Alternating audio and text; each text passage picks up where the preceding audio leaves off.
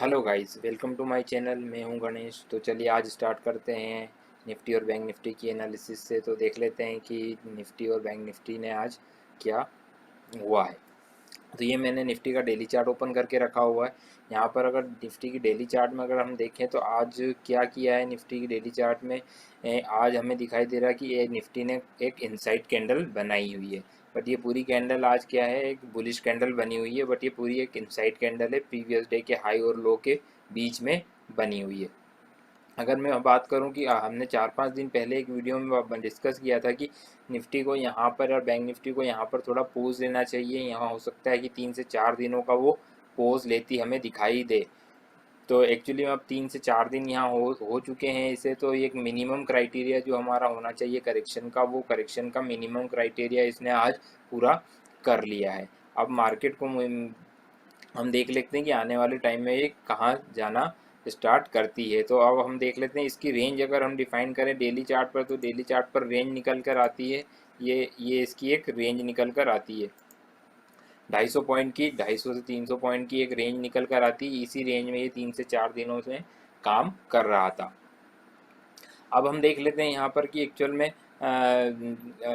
Hourly chart पे अगर हम डिस्कस करें इसको कि क्या एक्चुअल में हुआ है, तो हम देख लेते हैं आवरली चार्ट पे। जैसा कि हम कल बात करके गए थे कि मार्केट में यहाँ पर ये शार्प आखिरी के आधे घंटे में शार्प बाउंस आया था। उसके बाद हमने लास्ट वीडियो में डिस्कस किया था कि मार्केट में अगर कोई गैप डाउन खुलता है और थोड़ा सा अगर नीचे आने की कोशिश करता है तो यही हमारा पॉइंट स्टॉप लॉस होना चाहिए एग्जैक्टली। और इसी पॉइंट के स्टॉप लॉस के साथ हमें अगर डीप में मिलता है तो बाई करना चाहिए। और अगर किसी ने यहाँ पर बाई किया होगा अगर डीप में, तो और अगर वेट किया होगा तो उसे बहुत अच्छा आज प्रॉफिट हुआ होगा, क्योंकि आज ये पूरे टाइम मार्केट ऊपर ही जाता गया। कोई भी आवरली कैंडल प्रायर कैंडल के लो के नीचे की क्लोजिंग नहीं दी आवरली चार्ट में। तो मार्केट में आज अच्छा 200-250 पॉइंट का प्रॉफिट मिला होगा। तो अब हम देख लेते हैं एक्चुअल में कि हमें करना क्या है। हम क्या डिस्कस करके गए थे आवरली चार्ट पे।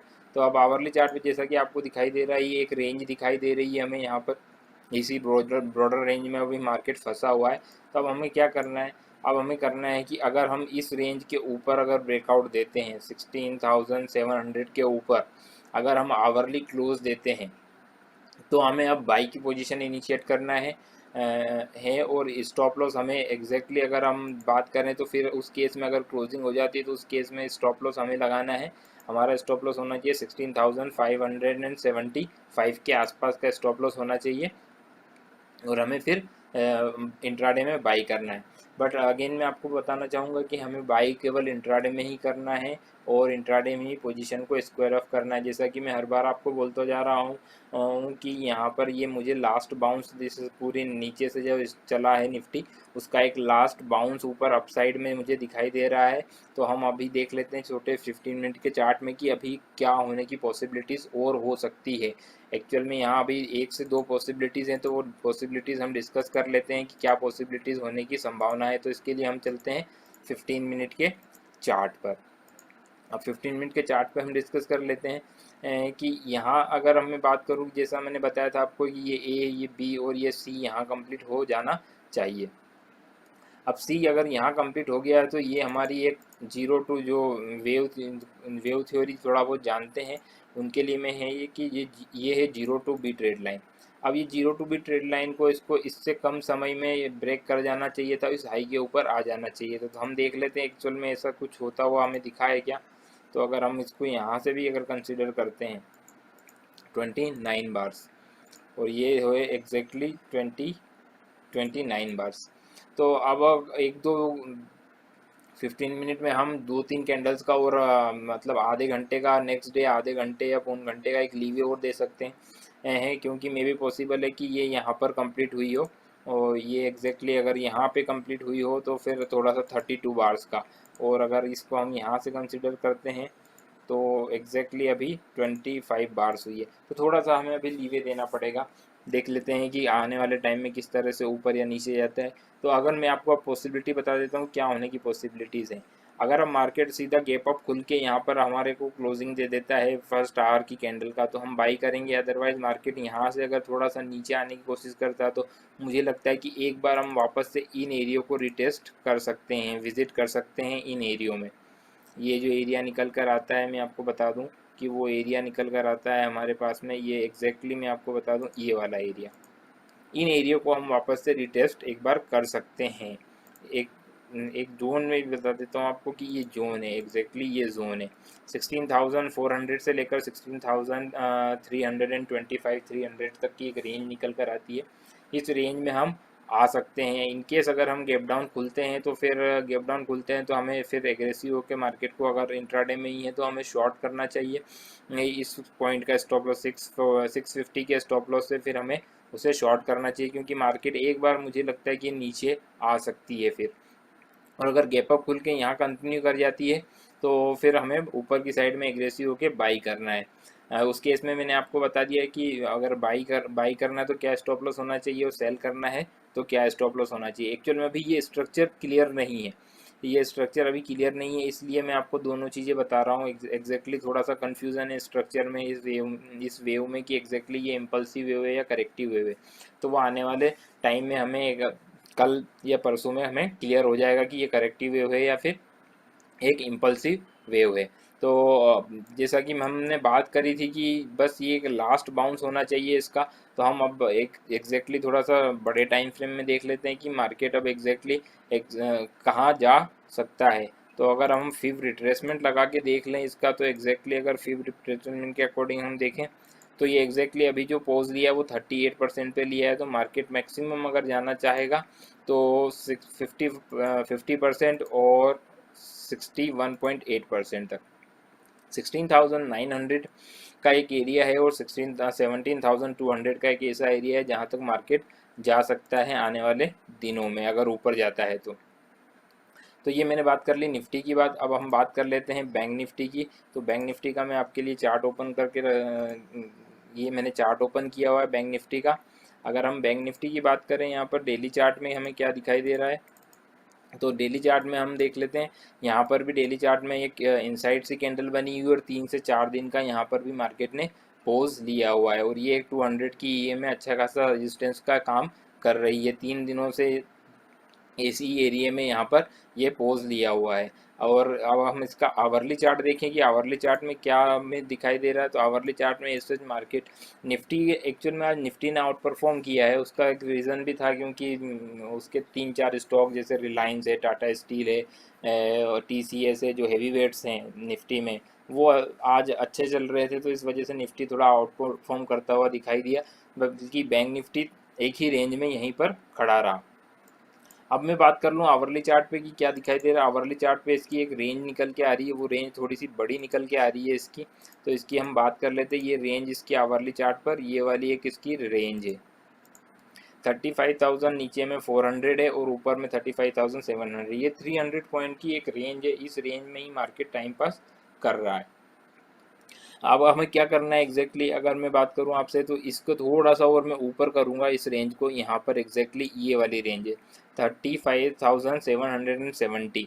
अगर 35,770 या फिर 35,800 के ऊपर मार्केट क्लोजिंग दे देता है, आवरली कैंडल क्लोज दे देता है, तो हम फिर इसे बाई करेंगे मार्केट को। अभी हमें यहाँ पर इन एरियो में मार्केट को कुछ भी नहीं करना है, ना शॉर्ट करना है ना लॉन्ग करना है हमें।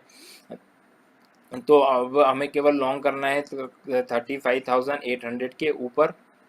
और नीचे में अगर अब मैं बात करूँ इसका एक्चुअल में थोड़ा सा छोटा टाइम फ्रेम की मैं बात करूँ कि एग्जैक्टली क्या होने की पॉसिबिलिटीज़ है, तो उसके लिए मुझे 15 मिनट के चार्ट पे आना पड़ेगा कि हमने क्या डिस्कस किया था। 15 मिनट के चार्ट पे हमें ये यहाँ से मार्केट ने एक शार्प रिकवरी ली थी लास्ट हाफ एन आवर में कल के दिन में, और उसके बाद फिर पूरे दिन मार्केट आज यहीं पर काम करता रहा। यहाँ पर सीधा गैप डाउन खुला और फिर थोड़ा ऊपर आया और फिर एक रेंज में करता रहा काम, और फिर ऊपर और नीचे इस तरह से पूरा एक काम करता रहा। तो इंट्राडे की एक रेंज अगर हम बात करें तो इंट्राडे की रेंज ये निकल के आती है यहाँ पर, ये एक इंट्राडे की रेंज है, लगभग वो भी 200-250 पॉइंट की रेंज निकल कर आ रही है।